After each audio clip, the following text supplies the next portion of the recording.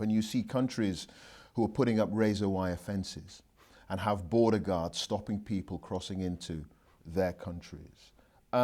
Is that not a sign for you of a lack of compassion? How does all that make you feel? We have to look from wider perspective. Their own economic condition, the country, different country, some are more sort of economically better situation, then they have the more ability to take more. Like I think Germany, I think wonderful. Their own economic condition also is good. But the Hungarian Prime Minister, he says he doesn't want his country to become an Islamic country with all these potential Muslims crossing the border. He's not saying it's because they can't cope economically.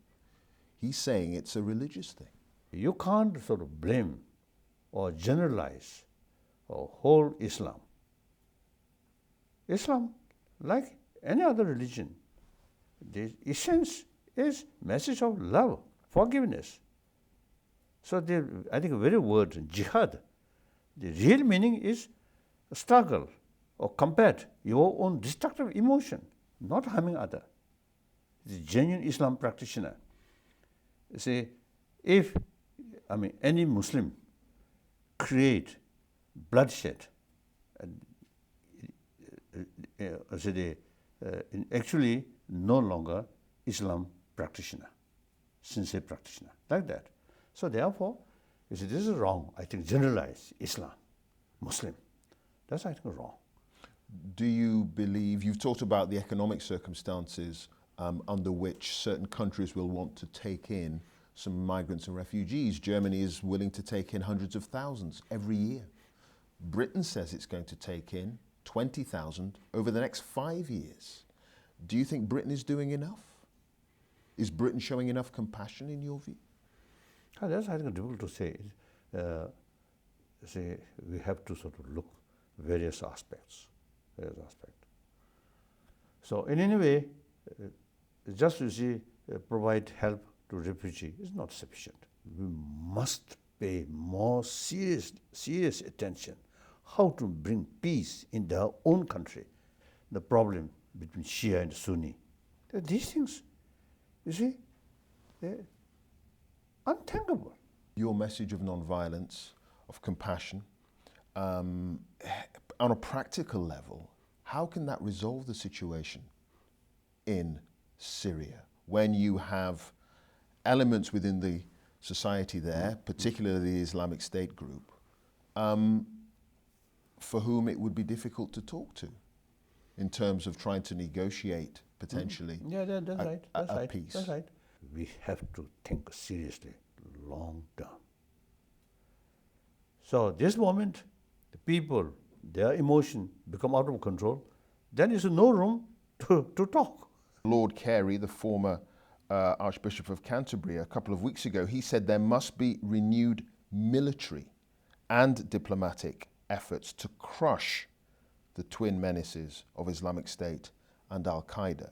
He's saying, make no mistake, force, airstrikes may have to be used. Now, this is a former spiritual leader saying that force needs to be used. What place does your message of compassion and tolerance have when you're dealing with the kinds of elements that are in Islamic State?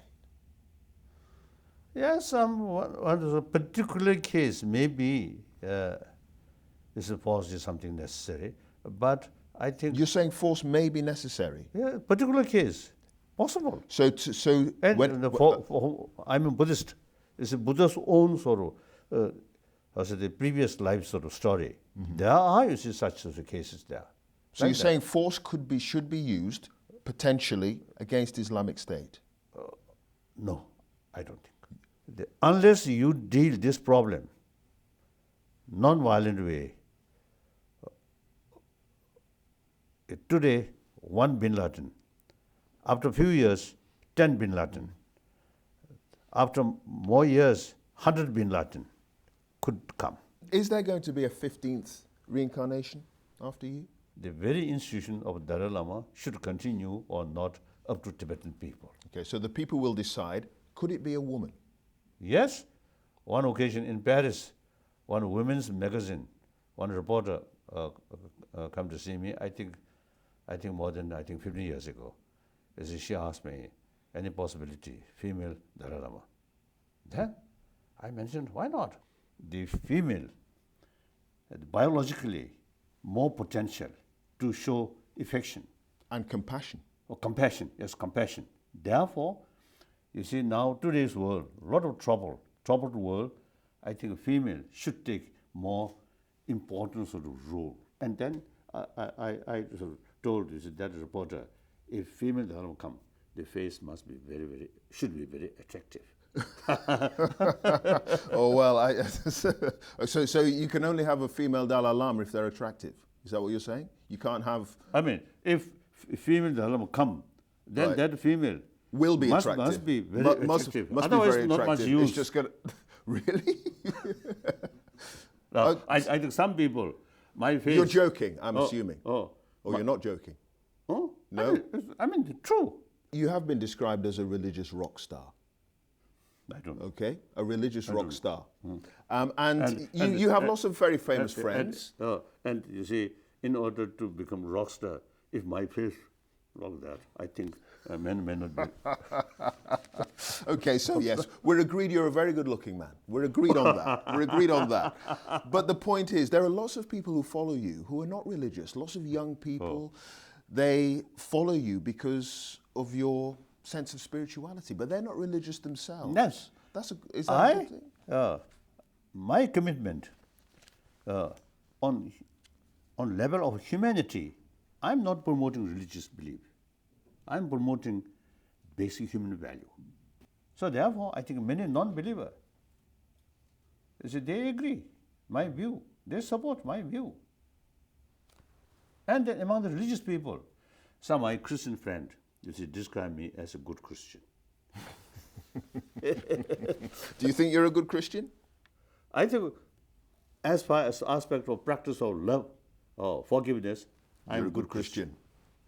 And also I'm a good Muslim. Yeah. No problem. And a good Buddhist, obviously. Well, Your Holiness, thank you very much for speaking. Thank you. Thank you.